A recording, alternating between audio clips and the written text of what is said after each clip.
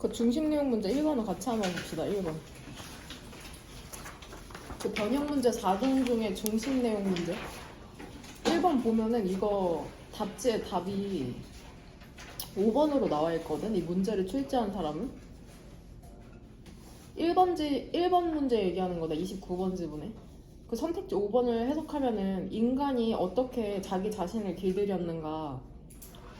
근데 실제로 너네가 대부분은 4번으로 골랐잖아. 뇌의 크기라는 게 상관이 없다, 지능과는.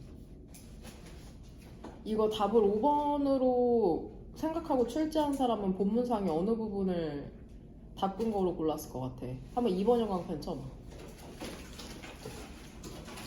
문제 출제자는 어느 부분을 보고 답근 거를 5번으로 골랐을지 한번 2번 형광펜 쳐봐라, 문장.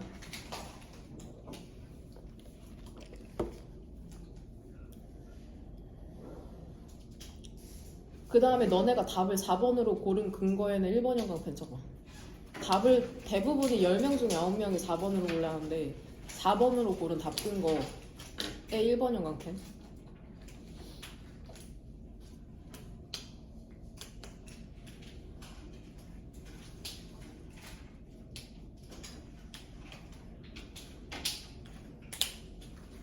답 근거를 5번, 일단 4번으로는 왜 골랐어? 어느 부분 보고서는 답을 4번으로 골랐냐? 그래서 밑에서 두 번째 줄 보면은 그 뇌 사이즈라는 게 not necessarily 반드시 indicator 지표는 아니라고 하죠. 인간의 지능이. 즉 뇌 크기가 인간이 얼마나 똑똑한지를 보여주는 건 아니라고 얘기하는 거죠. 오른쪽 대시 오른쪽으로. 하지만 그것은 의미할지도 모른답니다. 여기에서 이시지칭하는 것은 뭘까? 그쵸, 뇌 사이즈죠. 우리의 뇌라는 게 오늘날 연결되어 있다는 것을 보여줄지도 모른답니다. 다르게. 그리고 더 효율적으로 우리의 조상의 도우즈가 지칭하는 것. 그쵸, 브레인스죠. 그러니까 도우즈를 대수로 바꾸면 안 됐던 거. 이 부분 읽고선 답을 4번으로 골랐고 우리도 한 줄 정리에 그렇게 썼고 토픽이 뇌 크기랑 지능이었잖아. 5번을 출제자는 5번이 답이라고 생각하고 문제를 출제했거든. 어느 부분 보고 5번을 답이라고 했을까? 위에서 네 번째 줄. 위에서 그 세 번째 줄 투데이 보여? 투데이 찾았어. 위에서 세 번째 줄. 오늘날 우리는 효과적으로 도메스티케이트 길들였다고 하죠. 우리 자신을. 포인트는 길들인 게 아니라 뇌의 크기죠. 뇌의 크기와 지능에 대해서 얘기하고 있는 거잖아. 과거 조상보다 우리가 뇌가 작을지언정 더 효율적으로 연결돼 있는 거다. 그렇기 때문에 답이 4번이고 그 다음에 11번.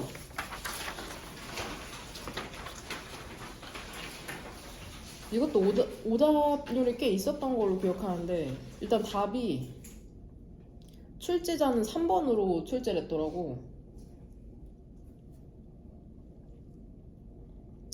결국에 이 사람이 우리의 감각이랑 그 온도계가 토픽이잖아. 우리의 감각이라는 게 믿을 수 없기 때문에 온도계가 필요하다는 게 포인트죠. 과학자들이 개발을 했다는 게 온도계를. 그래서 3번을 해석해보면 우리의 감각, 우리의 상대적이지만 믿을 수 없는 세르모미터, 온도계다. 이게 포인트가 아니죠, 사실상.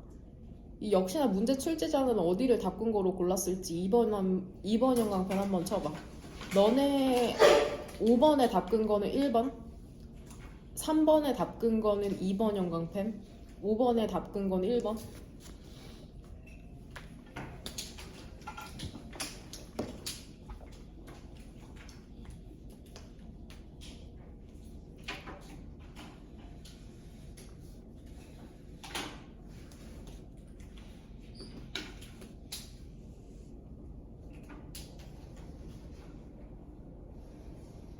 일단 5번에 답근 거 있잖아. 5번 같은 경우에는 선택지를 해석하면 왜 너가 객관적인 세르모미터 온도계가 필요하냐, 그 온도를 위해. 이거 답근 거 어디로 골랐어, 시연이?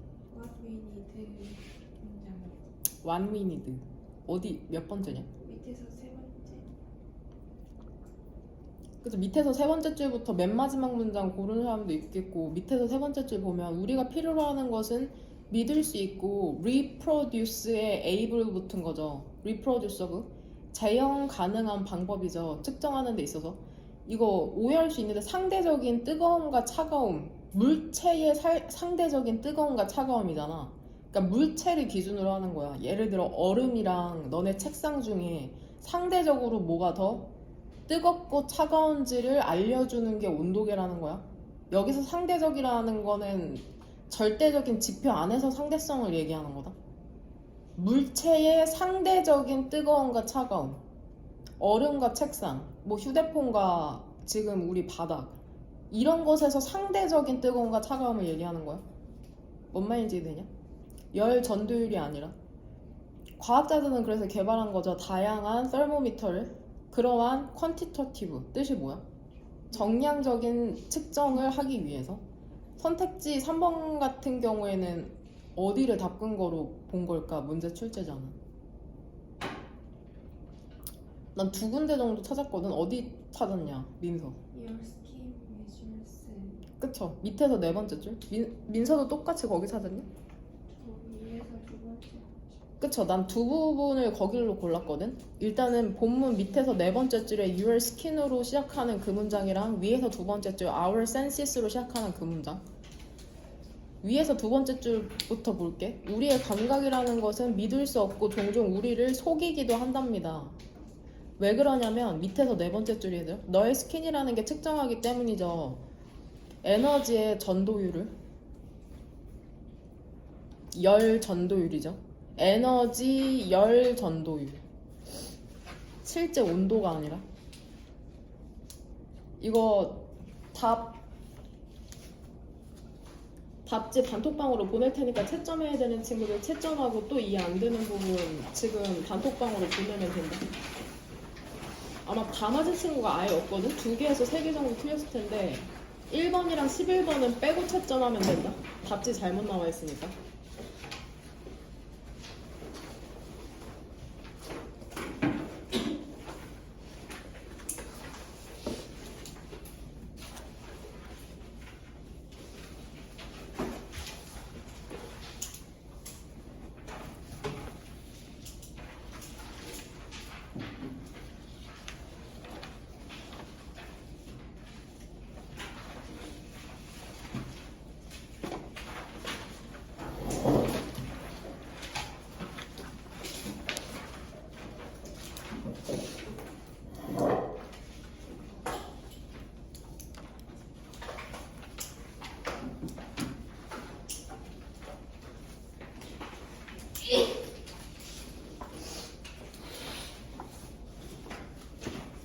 채점하고 모르는 부분 단톡방으로 질문하면 된다. 문항본.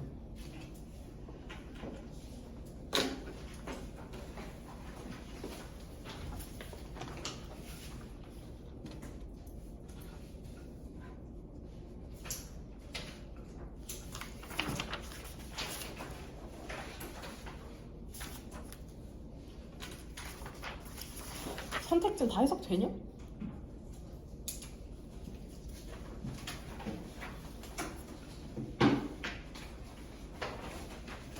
오른쪽에 한글 해석 다 적어왔어? 안 적고 있었네요. 나만 사는 거라.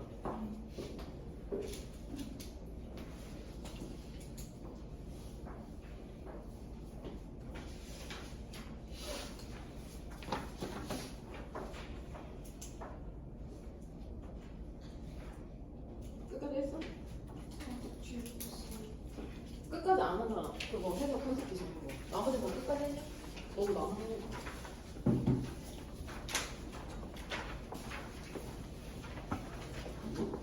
6번 질문 한번 봐봐. 6번.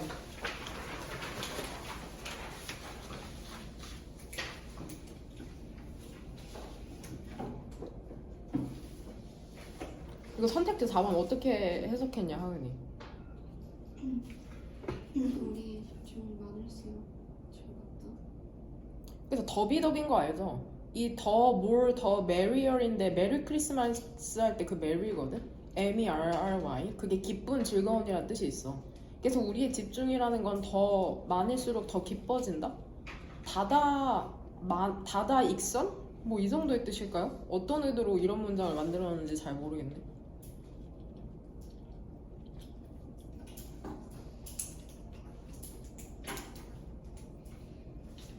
선택지 1번 같은 경우에는 어때? 우리의 정신이라는 게 집중하냐 다양한 것들에?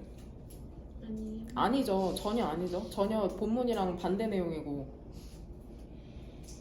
2번은 이것도 본문이랑 완전 반대죠. 어떻게 듣냐 두 가지 것을 at once 한 번에? 전혀 아니고. their이 지칭하는 건 뭘까? 선택지 3번에서 their inability에서 their은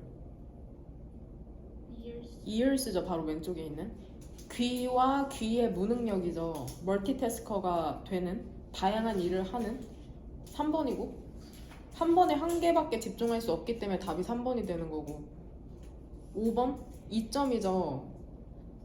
배경 소음에 집중하는 것에 대한 이점. 되냐?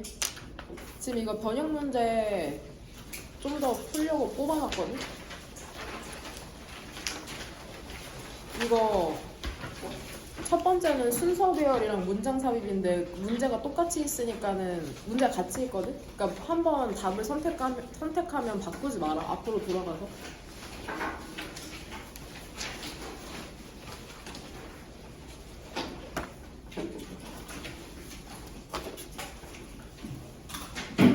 일단은 그 누적 단어 시험 그거 다음 시간에 1부터 올 거거든? 그거 55부터 56까지 다시 외워. 통과 못하면은 56부터 60이죠. 56부터 60 통과 다음 시간에 못하면은 그거 10번씩 써오게 시킬 거야. 단어 하나씩. 되냐? 할 말이 너무 많죠. 예전 같았으면 벌써 폭발하가도 남았을 텐데 정말 인간이 됐다는 생각이 많이 드네요. 제가 사람이 됐어. 야수 짐승에서 아주. 공부하면서 나를 어떻게 인식하느냐가 되게 중요하다고 생각하거든. 나는 평가자가 아니잖아. 학교 선생님은 너네한테 성적을 주잖아. 너네가 대학 갈 때 진짜 직결되는 성적을 주시지만 나는 너네한테 성적을 주지 않는단 말이지. 학교에서 좀 더 너네가 우월한 위치에 있을 수 있도록 너네를 도와주는 게 내 역할이란 말이야. 그럼 내가 너네를 도와주는 사람이잖아. 실제로 내 블로그에도 조력자라는 말을 되게 많이 쓰거든. 조력자는 옆에서 누군가가 잘하도록 도와주는 사람이 조력자인데, 그러면 그 조력자가 너네를 도와주려면 일단 너네가 어떤 상황에 있는지 제대로 파악을 해야 된단 말이야. 어떤 수준에 있는지. 그러면은 일단 너네가 두려움을 갖지 않고 너네 있는 그대로의 모습을 보여줘야지 내가 도와줄 수 있어, 실제로. 근데 단어 시험 볼 때 부정행위를 한다든지 뭐 어떤 테스트를 진행할 때 뭐 순서 배열이든지 문장 삽입이든지 조금 있다 이거 풀 거 아니야? 그럼 내가 하나라도 문제 더 맞히고 싶어가지고 만약에 잠깐 내가 나가 있는 사이에 답을 고친다거나, 그거는 나를 속이는 것뿐만이 아니라 너네를 속이는 일이야 사실상. 이거 뭐 내가 10개 틀리거나 많이 틀린다고 너네한테 뭐라고 하지 않잖아. 근데 너네 내면에 어떤 목소리가 잘해야 된다는 그런 압박감 때문에 그런 부정행위를 저지르는 거라고. 뭔 말인지 이해돼? 실제로 고3 모의고사 볼 때도 이게 이미 기출이니까 답지를 찾는 그 남자애가 있어. 물론 그런 무슨 말인지 알지? 그러니까 답지 이미 인터넷 검색하면 나오니까 그거를 찾고 있는 거야. 근데 실제로 그런 애들은 나랑 공부한 지 정시반에 들어와서 공부한 지 얼마 안 되니까는 그런 행동을 하는 거겠죠. 내가 어떤 사람인지 모르고. 그쵸? 그 다음에 또 어떤 친구도 있냐면 모를 거라고 생각하는 것 같은데, 이제 뭐 순서별 문장 삽입 이런 공부를 완벽하게 했어도 정말 아쉬울 때가 있잖아. 이거 한 번만 딱 확인하면 내가 진짜 다 맞을 수 있는데, 나 화장실에 가는 거야. 화장실에 가서 그 지문을 확인하는 거야, 한 번. 자기가 뭐 찍어놨는지 뭔지는 모르겠지만. 그러니까 온갖 방법을 다 동원해가지고 그렇게 점수를 잘 받는 게 과연 중요한지. 난 그게 정말 의문스러워. 왜 그렇게까지 하는 건지. 물론 양육 환경의 배경도 있겠죠. 잘해야 된다는 압박감을 많이 받거나 어른한테 잘 보여야 된다는 그런 압박감이 있는 친구들이 그런 부정행위를 하거든. 근데 아직 10대니까는 그 외모에 관심이 많잖아. 니네가 뭐 예쁘게 보이기 위해서 몸을 치장하는 게 다른 사람한테 너네의 가치를 전달할 수 있다고 생각하지만 사실상 다른 사람들은 너네가 행동하고 말하는 것에서 이미 그 사람이 어떤 사람인지 캐치한단 말이야. 겉모습도 물론 우리가 다른 사람을 평가하는 기준 중에 하나지만 너네가 하는 행동이나 말투나 태도 같은 게 결국엔 너네를 더 많이 판단하는 요소야. 왜냐면 이미 경험하면서 알거든. 내가 그렇게 느끼고 있다? 너네 주변의 사람들도 비슷하게 느끼고 있을 거야. 믿지 못할 친구라든지 믿을 수 있는 친구라든지 그건 되게 무의식적인 거라서 그 친구 옆에 가서 똑같아. 야, 나 믿어. 나 되게 괜찮은 애야. 이렇다고 내가 괜찮은 사람이 되지 않거든. 너네가 평소에 하는 행동이 전부 다 너네의 가치를 보여주는 건데, 어? 그러니까 강사 입장에선 너 힘들지 되게 그런 분명히 처음에는 무섭게 하잖아. 하지 마, 퇴원이야. 이렇게 얘기해도 애들이 그걸 믿지 않아. 실제로 퇴원시키기도 하거든. 그러니까 이렇게 위협하고 아무리 이렇게 잔소리를 해도 그 10몇 년간 해온 행동 패턴 중에 하나일 거 아니야. 갑자기 드러난 행동 패턴 아니란 말이야. 그걸 어떻게 뜯어 고치는 게 더 힘들어 사실. 어? 실제로 모르겠어. 뭐 원인이야 다양하긴 하겠지. 행동이 잘 조절이 안 되는 거지. 뭐 지각한다든지 분명히 공부 자습 시간 내가 확보하라고 했는데 확보가 되지 않는다든지 그러면은 분명히 내 친구한테 그러거든. 실제로 지금까지 공부하면서 뭐 근데 물론 간혹 이런 경우도 있어. 실제로 약물에 도움이 필요한 친구들이 있어. 학생을 워낙 많이 보잖아. 몇백 명씩 보다 보니까 약간 특이하게 행동하는 애들이 있거든. 그럼 그런 친구들 같은 경우에는 또 부모님한테 연락 들어가지고 뭐 ADH나 집중력 검사 같은 거 한번 해보시는 게 어떻겠냐. 근데 난 전문가가 아니지만 혼내면서도 이게 혼낼 일이 아니야. 걔 분명히 어떤 실질적인 문제를 겪고 있는 경우가 있거든. 지금 현재 나랑 공부하고 있는 친구 중에서도 2명 정도, 한 명은 ADHD인 경우였고 또 다른 경우에는 호르몬 부족이었던 경우거든. 맨날 와가지고 자는 거야. 근데 이게 혼낸다고 되는 게 아니야. 근데 이상하잖아. 강사 입장에서도 반년 넘게 공부를 하는데 얘가 맨날 와서 졸고 있으니까. 근데 결국에는 근데 보통 애들이 저항하지.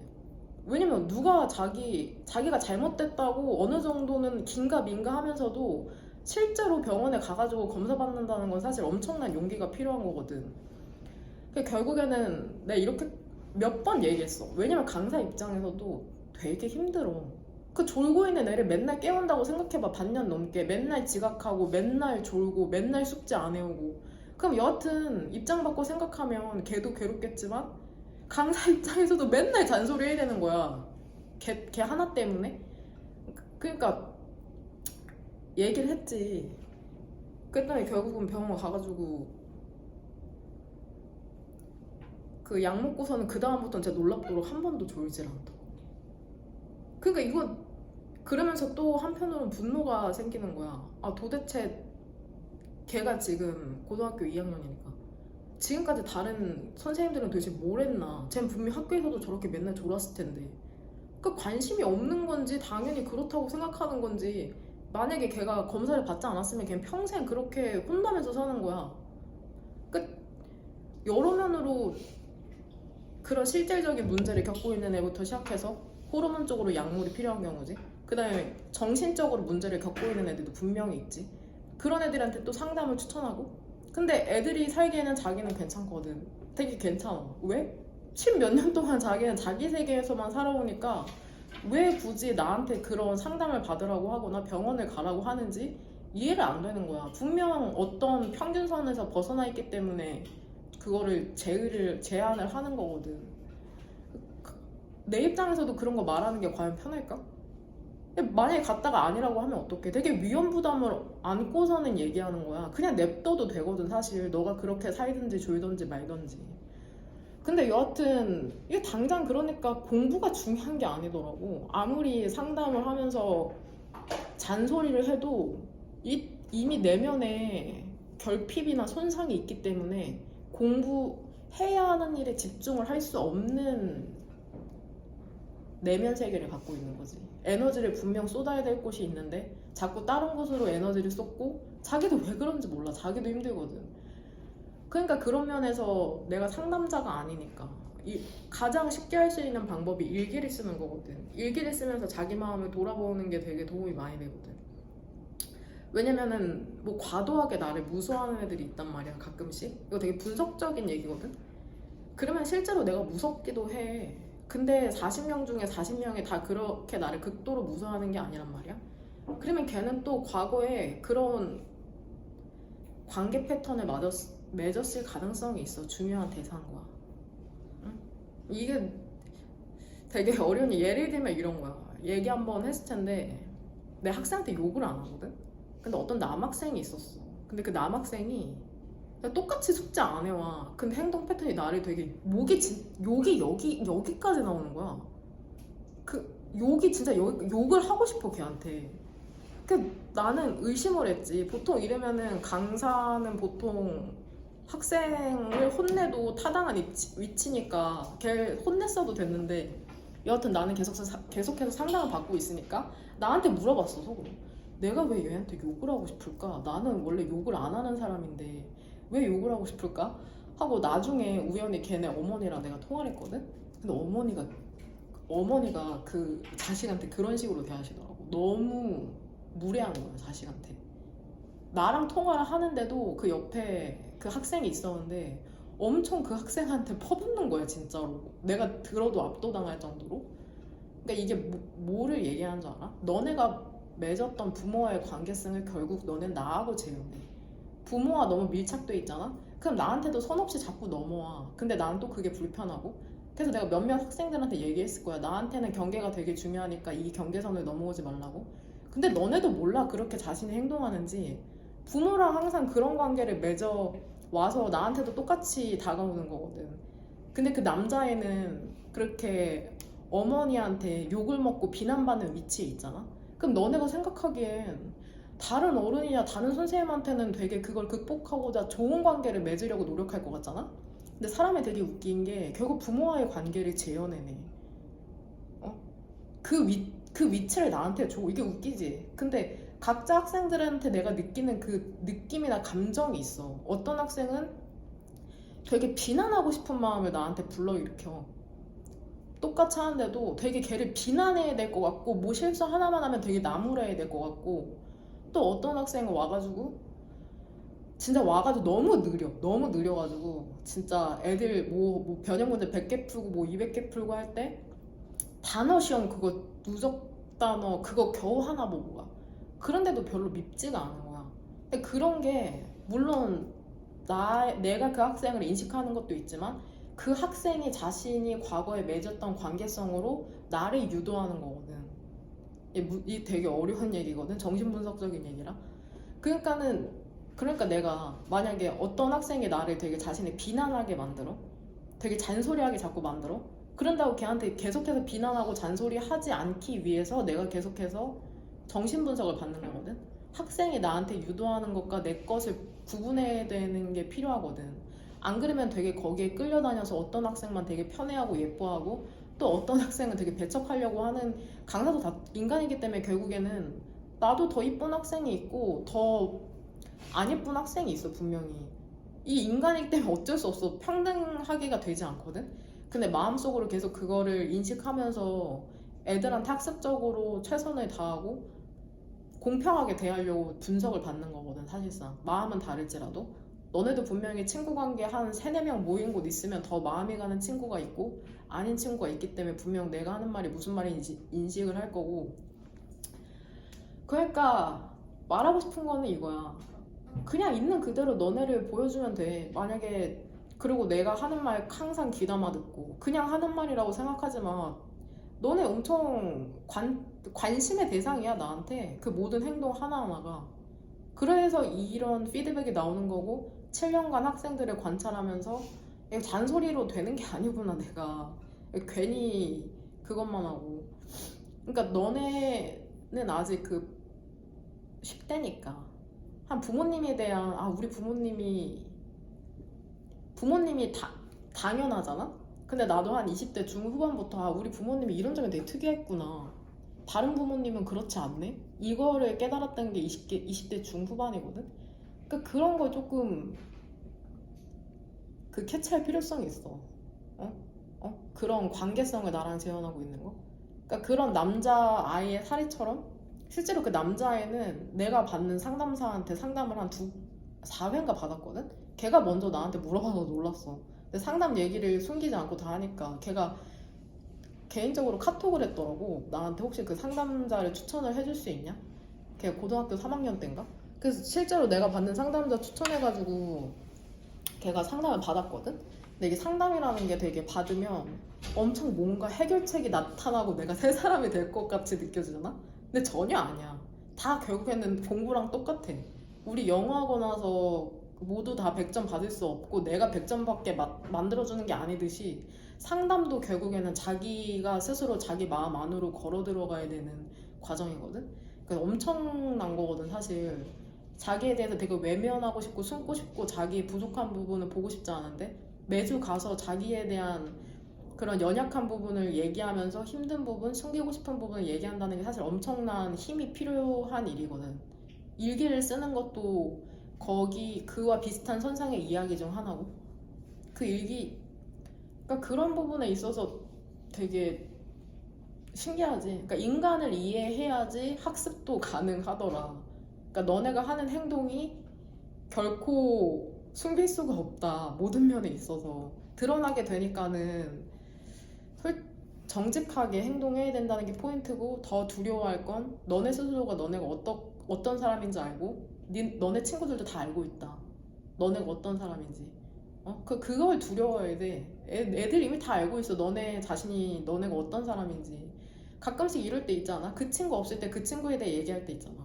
뭐 험담하려고 했던 게 아니라 그냥 그 친구 A 얘기하다 보면 신기하게 느끼고 있는 게 똑같아.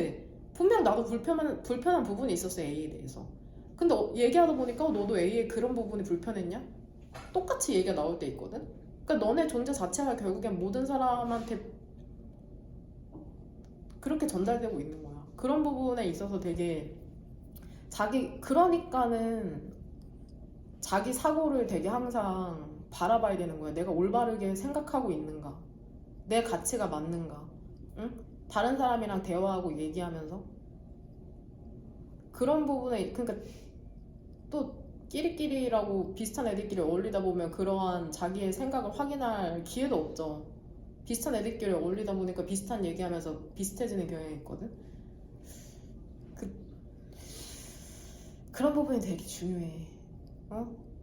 선생님이나 강사들도 너네가 잘못된 행동을 했을 때 딱 은유라 그러면 안 돼. 이렇게 얘기하기 되게 힘들어. 왜 그렇겠어? 나 은유랑 되게 잘 지내고 싶거든. 근데 나는 너네랑 잘 지내는 것보다 너네가 올바른 길로 가는 게 더 중요하다고 생각하니까는 바로바로 직시시키는 거지. 너가 이런 사람이다. 이런 부분 고쳐야 된다. 이런 부분이 부족하다. 이런 식으로. 뭔 말인지 이해돼?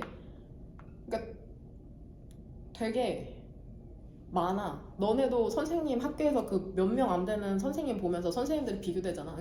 근데 그게 의식적으로 생각하지 않고 그냥 느낌적으로 그 어떤 선생님에 따라서 행동이 바뀌잖아. 그것처럼 똑같아. 너네 그 선생님 몇 명 보는데도 선생님이 비교되는데 나는 몇백 명의 학생을 봤는데 너네에 대해서 과연 모를까? 비슷한 패턴 양상을 가지고 있어. 전부. 대부분. 그러니까 그런 부분에 있어서 항상 두려움을 갖고선 움직여야 된다는 게 내가 하고 싶은 말이야.